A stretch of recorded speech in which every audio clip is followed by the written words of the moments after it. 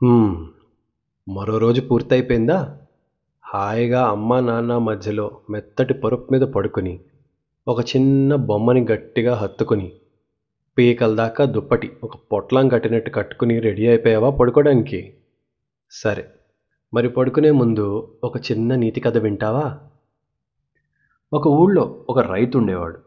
అతను, అతని భార్య ఎంతో ధర్మబుద్ధి గలవాళ్ళు. అయితే వారికి గంపెడు పిల్లలుండటం చేత భార్యాభర్త ఇద్దరూ ఎంత కష్టపడి పనిచేసినా వాళ్ళందరూ పొట్టలు నిండటానికి గంజి తప్ప మరేమీ ఉండేది కాదు. ఏ పూటైనా సంకటి తింటే అది వాళ్ళకి విందే. వాళ్ళు ఇంత తిండికి కటకటలాడుతున్నా 2 పనులు ఖచ్చితంగా చేసేవాళ్ళు.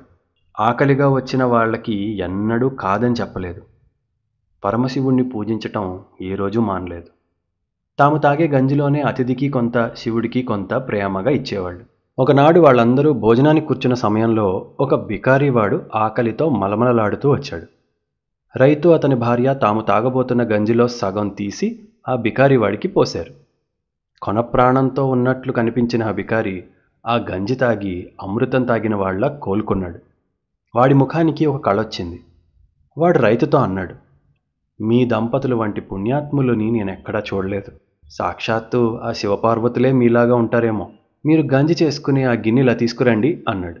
వాళ్ళు తెచ్చిస్తే దాన్ని అక్షయ పాత్రగా మార్చాడు. దాన్ని చేతిలో పట్టుకుని కొంతసేపు ఏదో మంత్రాలు చదివి, ఇక మీరు తిండికి వాచిపోనవసరం లేదు. రాజుగారి వంటశాలలో తయారయ్యే ప్రతి వంటకం ఈ కుండలో మీకు దొరుకుతుంది. అలా చెప్పి ఆ క్షణంలోనే తిన్నగా లేచి బయటికి వెళ్ళిపోయాడు. మళ్ళీ కనబడలేదు. రైతు దంపతులు ఈ బికారివాడి మాటలు నమ్మలేదు. వాటిని ఒక ఆశీర్వాదంగా మాత్రం భావించారు. అయితే ఆ రోజు రాత్రి భార్య గంజి కాయటానికి ఆ చట్టి మీద మూకుడు ఎత్తేసరికి కమ్మని వాసనలు వెదజల్లుతున్నాయి. నిండుగా రకరకాల వంటకాలున్నాయి. అందరూ ఎక్కువగా తిన్నాక కూడా అందులో ఇంకా ఆహారం ఉంది. అది నిజంగా రాజభోజనమే. అది మొదలు రైతు దంపతులు, వాళ్ళ పిల్లలు ఆ మట్టికొండ ధర్మాన తాము రాజభోజనాలు చేయటమే కాక తమ ఇంటికి వచ్చిన అతిథులకు కూడా అదే భోజనం పెడుతూ వచ్చారు. రైతుకొచ్చిన వాళ్ళందరూ ఏంటయ్యా ఇంత బాగా పెడుతున్నావు అని అడిగితే, అయ్యా నేను పెట్టేది తినండి గాని దాని గురించి నన్ను ఎలాంటి ప్రశ్నలు వేయకండి అని చెప్పి తప్పించుకునేవాడు. అతని ఇంట భోజనం చేసిన వాళ్ళు ఇతర చోట్లకు వెళ్ళి, ఫలాని రైతింట భోజనమే భోజనం, మహారాజులకు కూడా అలాంటి భోజనం దొరకదయ్యా అనుకుని చెప్పుకునేవాళ్ళు. రైతింట్లో ఈ విధంగా జరుగుతుంటే అవతల రాజుగారింట్లో వంటకాలు తగ్గిపోతున్నాయి. ఈ సంగతి మొట్టమొదటిగా ఆ రాజుగారు వంటవాడు గమనించాడు. వాడు రాజకుటుంబానికి కావాల్సిన దానికంటే ఎక్కువగానే వండాక కూడా ఒక్కొక్కసారి వంటకాలు చాలీ చాలకుండా ఉండేవి. గిన్నె నిండా పాయసం తయారు చేసి మూత పెడితే వడ్డించే సమయానికి గిన్నెలో సగం ఉండేది కాదు. ప్రతి పూట ఇదే జరుగుతూ ఉండేసరికి వాడు అదేదో దొంగ చేస్తున్న పని అనుకున్నాడు. అయితే ఆ దొంగ ఎవడో ఎవడికి తెలియట్లేదు. చివరికి వాడు జరుగుతున్న వింతను గురించి రాజుకు చెప్పుకున్నాడు. రాజుగారు మొదటివాడి మాటలు నమ్మలేదు. తర్వాత ఆయన ఒకనాడు స్వయంగా పరీక్షించి వంటపాత్రలో వంటకాలు తగ్గిపోతూ ఉండటం గమనించాడు. రాజు ఈ విషయాన్ని మంత్రితో చెప్పాడు. మంత్రి కూడా స్వయంగా పరీక్షించి ఏంటిదిలా అయిపోతుంది అనుకున్నారు. రాజుగారి ఇంటి రహస్యం గుట్టుగా ఉండదుగా. ప్రతి పూట రాజుగారింట్లో వంటకాలు ఎవరో ఎత్తుకుపోతున్నారన్న వార్త ఊరంతా పాకింది. ఇంకోవైపు నుంచి రైతు ఇంట్లో భోజనం రాజభోజనంలాగా ఉంది అన్న వార్త కూడా పాకింది. ఈ 2 పుకార్లు కలుపుకొని అర్థం చేసుకున్న వాళ్ళకి రాజుగారింట్లో మాయమయ్యే వంటకాలు ఎలాగో రైతింటికి చేరుతున్నాయి అన్న అనుమానం ఎత్తింది. త్వరలోనే ఈ అనుమానం రాజు దాకా వెళ్ళింది. అసంభవం. నేను విచారించాను. ఈ రైతు ఊరి చివర ఒక గుడిసెలో ఉంటున్నాడు. చాలా పేదవాడు. కానీ దేవుడిలాంటి వాడని చెప్పుకుంటారు. ఏమైనా వాడు ప్రతిపూట మన దివాణాకి వచ్చి వంటకాలు మాత్రమే దొంగిలించుకుపోతున్నాడంటే నేను నమ్మలేకపోతున్నా. అంత రహస్యంగా రాజభవనంలోకి రాగలవాడు ఎంత విలువైన వస్తువునన్నా ఎత్తుకుపోయి సుఖంగా బతకచ్చు కదా. పూట పూట దొంగతనానికి రావటం అంటే మాటలా? ఇదేదో విచిత్రంగా ఉందన్నాడు మంత్రి. అయినా మనం వెళ్ళి ఒక పూట వాడి ఇంటి తిండి తింటే నిజం తెలిసిపోతుంది. వాడెలాగూ ఇంటికి వచ్చిన అతిథికి లేదనకుండా పెడతాడట అన్నాడు రాజు. సరే. రాజు, మంత్రి మామూలు దుస్తులు ధరించి పెద్ద పెద్ద తలపాగాలు చుట్టి చేతికర్రలు పట్టుకుని ఎవ్వరికీ తెలియకుండా కాలినడకన రైతుండే ఇంటికేసి వెళ్ళారు. బయలుదేరే ముందు వాళ్ళు రాజుగారింట ఏమేమి కూరలు, పాయసాలు అవుతున్నాయో వంటవాడిని అడిగి తెలుసుకున్నారు. అక్కడ రైతు ఇంట రైతు కుటుంబం వారంతా భోజనాలు కూర్చోబోతుండగా ఇద్దరు ఆజానుబాహులు పెద్ద పెద్ద వాళ్ళు వచ్చారు. అయ్యా, మేము పొరుగురు వాళ్ళం, ఎండన పడొచ్చాం, ఈ పూటకు కాస్త భోజనం పెట్టగలరా అని అడిగారు. రైతు లేచి వారిని ఎంతో ప్రేమతో ఆహ్వానించి వారికి కూడా ఆకులు వేయించి భార్య చేత వడ్డన చేయించాడు. అయ్యలారా, నేను పెట్టింది తిని వెళ్ళిపోండి, దయచేసి నన్నేమి ప్రశ్నలు అడక్కండి అని అమాయకంగా చెప్పాడు. ఆకులతో వడ్డన అవుతుండగానే అవి రాజుగారి వంటశాలలో వండిన వంటకాలని మారువేషంలో ఉన్న రాజుకు మంత్రికి తెలిసిపోయింది. వాళ్ళు భోజనం చేయటానికి వచ్చిన వారు కాదు గనక రైతుతో, శ్రీమంతులకు కూడా సాధ్యం కాని ఈ భోజనం నీకెట్లా దొరికిందని అడిగారు. చెప్పాను కదండి, నన్నేం అడక్కండి అన్నాడు రైతు. చెబితే గాని మేము ముద్ద ఎత్తేది లేదన్నారు అతిథులు. విధి లేక రైతు జరిగిందంతా చెప్పాడు. రాజుగారికి అదంతా విని పట్టరాని కోపం వచ్చింది. ఆయన చివాల్న లేచి చేతికర్ర తీసుకుని ఆ రైతు కుండ, ఆ అన్నం తెచ్చిన గిన్నెని పగలగొట్టాడు. ఆ రైతు భార్య పాపం ఆ విరిగిపోయిన కుండ పెంకుల్ని తీసి పట్టరాని దుఃఖంతో కంటికి మంటికి ఏకధారగా ఏడవసాగింది. ఊరుకోవే, మనం ఎప్పుడూ రాజభోజనమే చేశామా ఏమిటి? ఇవాళ్టితో మనకి ఈ అందమైన భోజన సుఖం పూర్తయిందనుకో. మళ్ళీ మన గంజి తాగి పడుకుందాం పదా అని భర్త ఆమెను ఓదార్చాడు. రైతుకి ఇలా చేసి ఇంటికి వెళ్ళిన రాజుకి మంత్రికి ఆ పూట భోజనం లేకుండా పోయింది. మహారాజా, వంటకాలు పొయ్యి మీద పాత్రలో ఉండగానే మాయమైపోతున్నాయి, కావాలిస్తే పాత్రలు చూడండి అని చూపించాడు. లోపలేదో తోమినట్లు శుభ్రంగా ఉన్నాయి. ఒక్కొక్క పాత్రని 6 సార్లు కూరలతో నింపి పొయ్యి మీద పెట్టా, అయినా క్షణంలో ఖాళీ అయిపోతున్నాయి అన్నాడు వంటవాడు. రాజుగారు రైతింట భోజనం చేసి వచ్చిన వాడైనా కాదు. మంత్రి తన ఇంటి నుండి రాజకుటుంబానికి భోజనం పంపాడు. కానీ రాజుగారి ఇల్లు చేరేసరికి ఆ వంటకాలు కూడా మాయమైపోయి తాను చేసిన అన్యాయం కట్టి కుడుపుతుందని రాజుకి తెలిసొచ్చింది. ఆయన మంత్రితో సహా మళ్ళీ రైతింటికి వెళ్ళాడు. రైతు కాళ్లపై పడి, నేను కోపావేశంలో చేసిన దుర్మార్గాన్ని క్షమించు, మీ కుండ పగలగొట్టినందుకు పరిహారంగా పెద్ద మాన్యం ఇస్తాను. ఇక నుంచి మా వంటశాలే మీ వంటశాల, రోజు మా ఇంట్లో చేసే వంటకాల్లో సగం మీ ఇంటికి పంపుతాను, నిన్ను నీ కుటుంబాన్ని నేను చూసుకుంటాను అని అన్నాడు. రైతు కంగారు పడ్డాడు. అయ్యా, నేనేం చేయలేదు, గంజిదాగి బతుకుదానులే అని చెప్పి శివుడికి దండం పెట్టుకున్నానంతే. మీకు అన్యాయం జరిగితే మాత్రం నా వల్ల జరగలేదు, నన్ను శిక్షించొద్దన్నాడు. ఇలా జరిగిన మర్నాడు నుంచి రాజుగారిచ్చిన మాట మేరకు తన వంటలో సగం రైతుకి ఇవ్వటం మొదలుపెట్టాడు.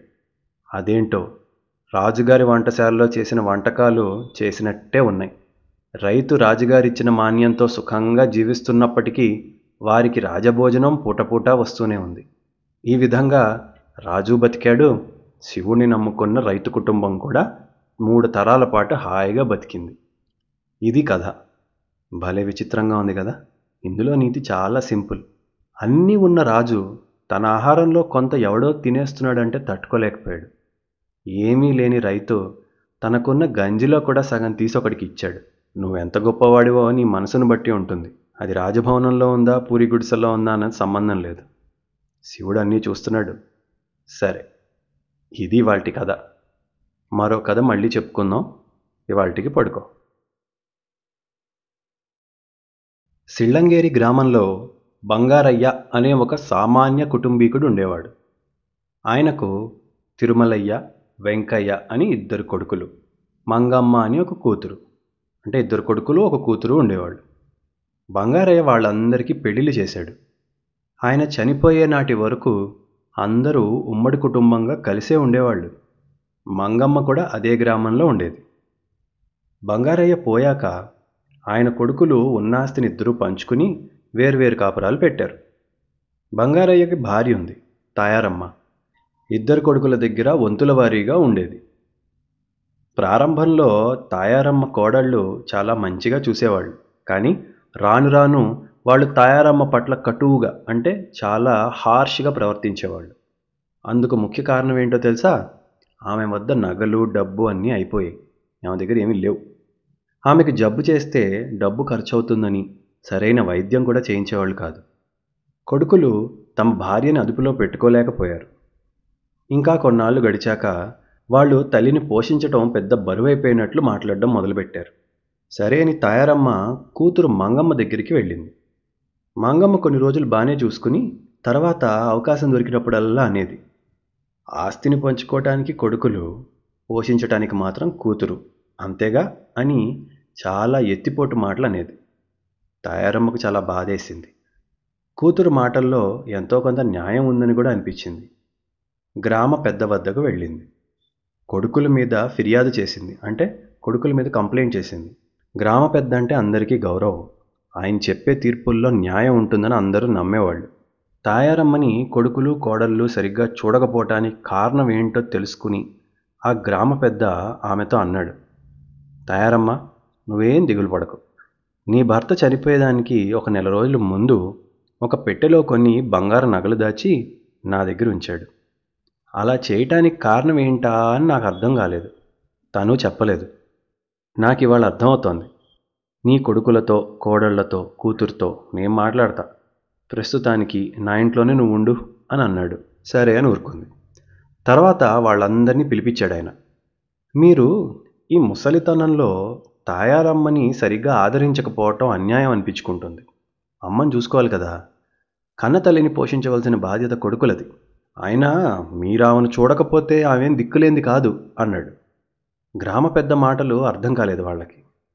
అయ్యా, మీరు చెప్పేదేంటో మాకు అర్థం కావట్లేదు అన్నారు. మరేం లేదు.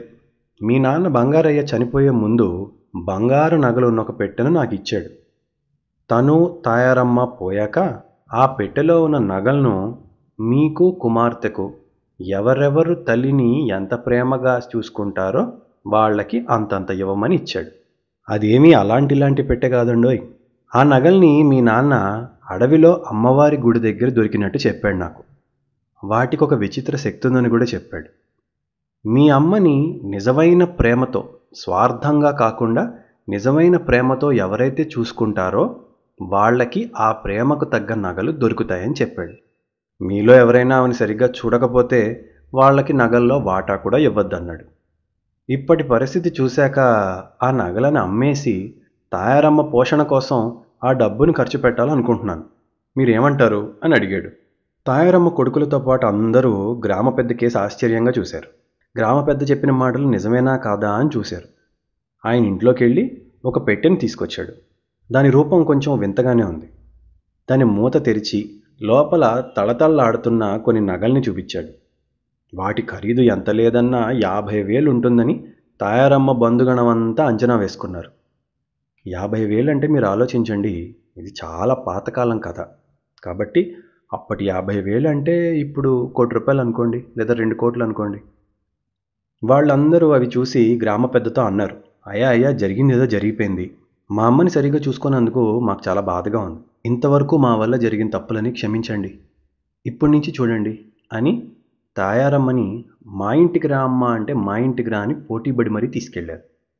సరే అని తాయారమ్మ ఒక్కొక్కళ్ళింట్లో నెల రోజుల పాటు వంతుల వారీగా ఉండటానికి ఒప్పుకుంది.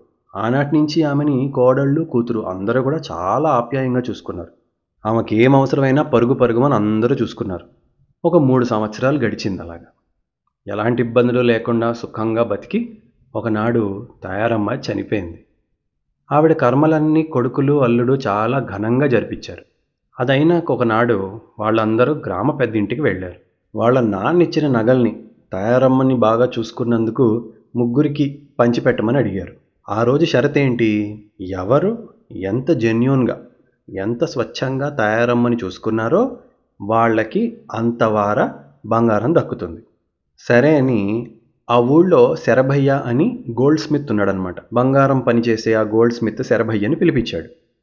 అతను ఆ నగల్ని చూసి షాక్ అయ్యాడు, అవాక్కయ్యాడు. అయ్యా, ఇవి నిజం బంగారం కాదు, నకిలీ బంగారం అన్నాడు. దాంతో అందరూ తెల్లముఖం వేశారు. ఎంత మోసం! అన్నీ నకిలీ నగలు దాచి మమ్మల్ని మోసం చేశారు అని గట్టిగా తిట్టారు. గ్రామ పెద్ద చిన్నగా నవ్వాడు. ఇందులో నేను చేసిందే ఉందయ్యా, మీకు ముందే చెప్పా కదా, ఎవరు ఎంత స్వచ్ఛమైన ప్రేమతో మీ అమ్మని చూసుకుంటారో వాళ్ళకి అంతవారా బంగారు నగలు దొరుకుతాయని. వీటికి ఆ శక్తి ఉందని చెప్పాను కదా. మీరేం చేశారు? కేవలం నగల ఆశతో తాయారమ్మ పైన నకిలీ ప్రేమ చూపించారు. అందుకే ఈ నకిలీ నగలున్నాయి. అలా ఆయన అనేసరికి ఎవ్వరూ జవాబు చెప్పకుండా తాయారమ్మ పట్ల తామెంత నిర్దయగా ప్రవర్తించిన విషయాన్ని గుర్తు చేసుకున్నారు. అవమానంతో తలలు వంచుకున్నారు. ఏ విత్తనానికి ఆ చెట్టయ్యా, అది సామెత. మీ మనసుల్లాగానే ఈ నగలు కూడా నకిలీవని బయటపడ్డాయి. "హుం, ఇప్పటికన్నా బుద్ధి తెచ్చుకోండి" అని పంపించేశాడు. వాళ్ళని పంపించేశాక ఆ గ్రామ పెద్ద మెల్లగా ఇంట్లోపలికి వెళ్ళి చిన్న నవ్వు నవ్వుకున్నాడు. నిజానికి బంగారయ్య ఆ గ్రామ పెద్ద దగ్గర ఎలాంటి నగలు ఉంచిపోలేదు. ఆ బంగారయ్య బంధువులు తల్లిని సరిగ్గా చూసుకోవడానికి ఆ గ్రామ పెద్దే ఆలోచించి ఈ పని చేశాడు. ఇది కథ. ఈ కథ ఇవాల్టిది కాదు, ఎన్నో ఏళ్ల క్రితంది. కానీ ఆనాటికి ఈనాటికి ఏనాటికైనా మనుషుల కంటే డబ్బే ముఖ్యం. డబ్బు ఉంటేనే మనిషికి విలువ. డబ్బు లేకపోతే సొంత వాళ్ళని కూడా సరిగా చూడం మనం. ఇది ఇవాల్టి కథ. మరో కథ మళ్ళీ చెప్పుకుందాం. పడుకో.